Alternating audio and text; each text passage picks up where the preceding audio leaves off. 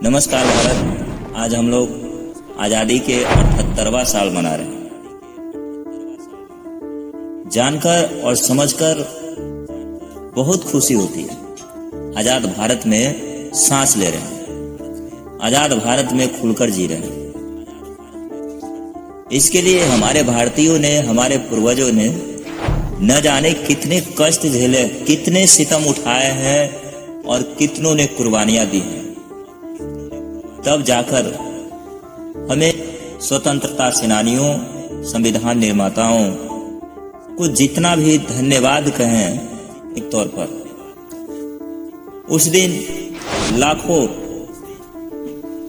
पाकिस्तान से भारतीय भारत लौटे तो लाखों भारत से पाकिस्तान की ओर रवाना हुए थे।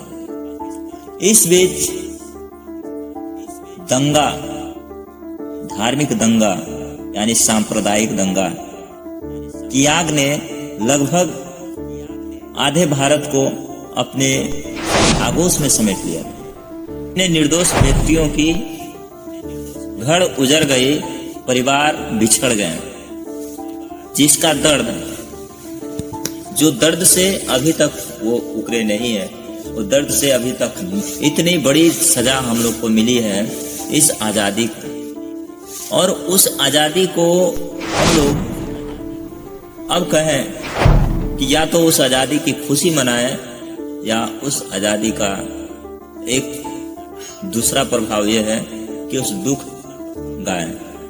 लेकिन हमेशा कोई भी कार्य होती है तो उसके दो पक्ष, एक सकारात्मक और एक नकारात्मक। हमारे भारत दो हिस्से, और सकारात्मक पक्ष ये था कि हम विदेशियों से आजाद हो गए। बात यह है कि 15 अगस्त 1947 को सत्ता हस्तांतरण हुई थी, यानी कि भारत को आजादी मिली थी। तो क्या सिर्फ भारत को ही आजादी मिली थी? क्या इसके साथ कोई और भी देश शामिल था? तो बहुत सारे देश शामिल हैं इसके साथ। पहला नंबर तो हमारे पड़ोसी, हमारे देश से कट्टर बनने वाले वो पाकिस्तानी है। उसके साल 2 साल के बाद चीन आजाद हुआ। फिर 2 साल पहले जापान आजाद हुआ था। तो क्या हम उन भारत को अपने पड़ोसी देशों के जैसा, अपने प्रतिद्वंदी से क्या बेहतर बना पाए? हमारा देश चीन जो है पड़ोसी, आज हमारे देशों से कितना टेक्नोलॉजी में आ गए, कितना शिक्षा में आ गए हैं, कितना व्यापार में आ गए। क्या मैं उस देश के बराबरी कर पाया? क्या हम उसके जैसा बने? नहीं बन पाए। क्यों नहीं बन पाए? हमारे जिस स्वतंत्रता सेनानी क्रांतिकारियों ने जो सपने देखे थे, क्या उसके जैसा मैं बना पाया भारत को? क्या हमारे स्वतंत्रता सेनानियों, क्रांतिकारियों के सपनों का भारत बन पाया? क्या गौतम बुद्ध, अंबेडकर और गांधी, भगत सिंह, ज्योतिबा फुले, इन लोगों का भारत बना पाए? या जो हमें विरासत में देकर गए थे उसे बचा पाया हमने? अम्बेडकर के सपनों का भारत था शिक्षित भारत, संगठित भारत और संघर्षशील भारत। क्या हम वैसे भारत को बना पाए? अंबेडकर 1933 में एक भाषण दिए थे कि ये सत्ता हस्तांतरण की लड़ाई के बाद जो हमारा लड़ाई होगा वो किसी विदेशी अंग्रेज आक्रमणकारी से नहीं होगा, हमारे ही देश के उन्नत वर्ग और निम्न वर्गों के बीच में लड़ाई। तो हमारे पास एक ऐसा सरकार बनाकर गए थे कि हम उस सरकार पे दबाव डाल सकते थे। हम अपनी बात मनवाने के लिए, जो हमें सदियों से नहीं मिला था, जिस बातों को हमने नहीं रखा था, उस सरकार के सामने हम रख सकते हैं। हमें सरकार चुनने की आज़ादी मिली। हमें अपने सरकार को बनाने की आज़ादी मिली। क्या हम अपने सरकार को बना पा रहे हैं? क्या हम अपनी सरकार पे दबाव डाल पा रहे हैं कि जो हमें बुनियादी ज़रूरतें थी, रोजी रोजगार, शिक्षा, स्वास्थ्य, क्या हमने पाया? क्या हमने आज़ादी की 78वें साल में क्या हमने समृद्ध भारत बना पाया? क्या हमें आर्थिक तंगी से, गुलामी से आज़ादी मिली है? क्या हमें अशिक्षा से आज़ादी मिली है? पहले भी हम लोगों पे अंग्रेजों का राज था, गोरे अंग्रेजों का राज था। अब भी हम लोगों पे राज है काले अंग्रेजों की, अपने भारतीयों की। क्या इन लोगों ने सही मायने में हमें आज़ाद किया है? सिर्फ सत्ता बदली है, अंग्रेजों से बदल के भारतीयों के हाथ में आई। कुछ वर्ग हर हमेशा शानो शौकत, आराम से, ऐसे से जी रहे हैं। क्या हम उस आजाद भारत में क्या खुशहाली से जी पा रहे हैं? ये सोचने की बात है। भगत सिंह की समाजवाद क्या हम ला पाए? जिस भगत सिंह ने कहा था कि अगर जो आज हमें आजादी मिल जाती है तो क्या करेंगे, हमारे पास क्या आइडिया? क्या हमारे हर एक निचले तबके के व्यक्तियों के पास आजादी से रहने की साधन है?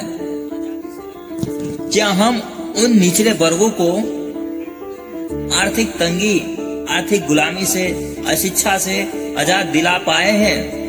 पाएंगे? नहीं है हमारे पास। तो फिर वैसी आजादी को अगर जो मिल भी जाए तो हम क्या करेंगे? हमारे भगत सिंह के सपनों का भारत, क्या हम ये भगत सिंह के सपनों का भारत बना पाए? नहीं बना पाए। गांधी का सपनों का भारत अहिंसावादी भारत, क्या हमने अहिंसावादी भारत बना पाया? क्या स्वच्छ भारत बना पाया? क्या स्वस्थ भारत बना पाया?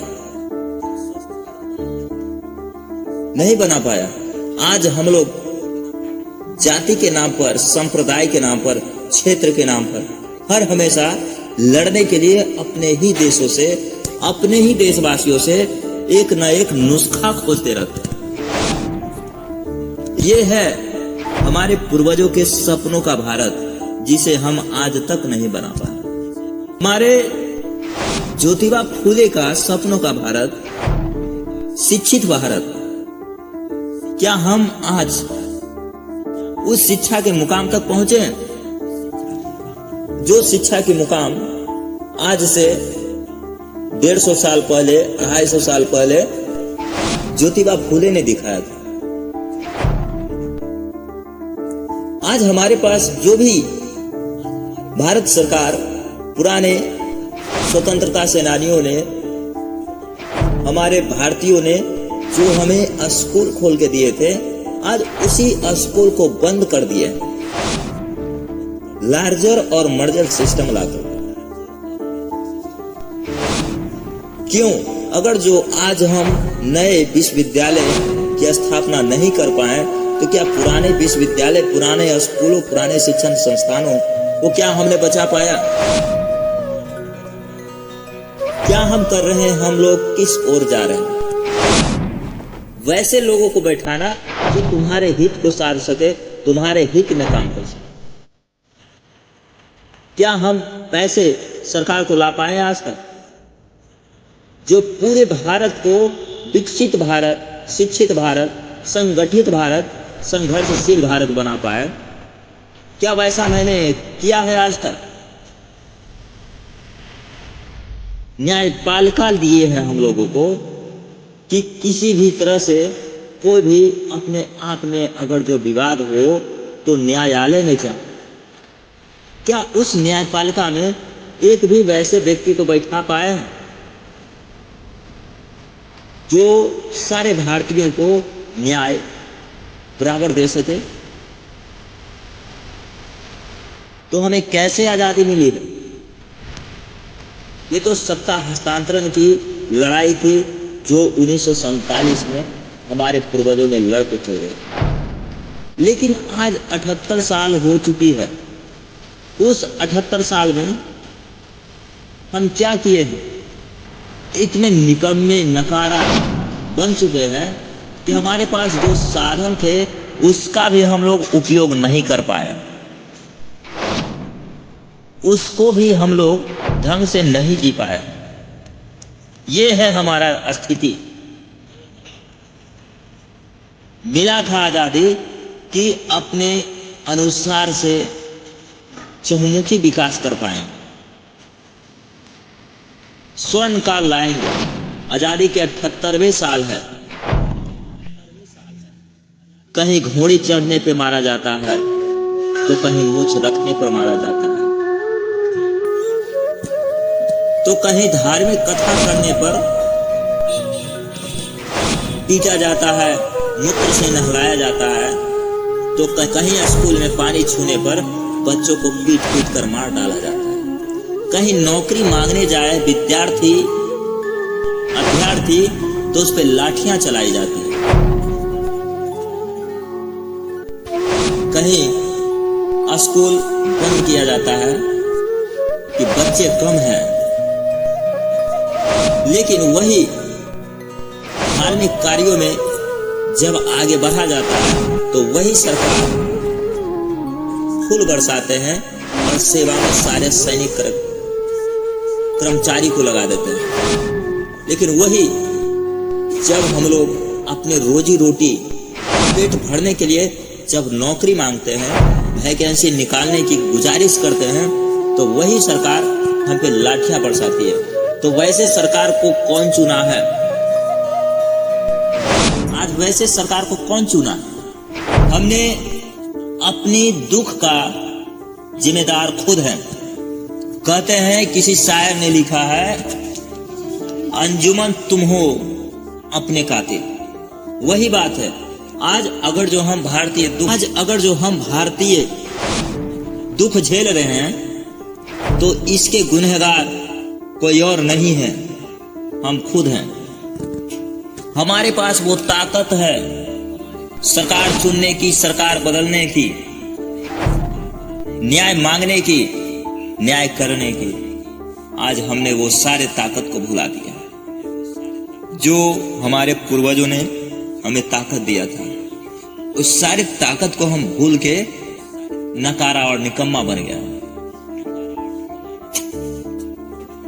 हम अपने ताकत का यूज नहीं कर रहे, इस्तेमाल नहीं कर रहे हैं। कहां से बदलेगी वो भारत? कहां से बनेगा हमारे पूर्वजों का भारत? अंबेडकर, नेहरू, ज्योतिबा फूले का सपनों का भारत नहीं बन पाया है। और न जाने। जय हिंद, वंदे मातरम, जय भीम, जय भारत, जय संविधान।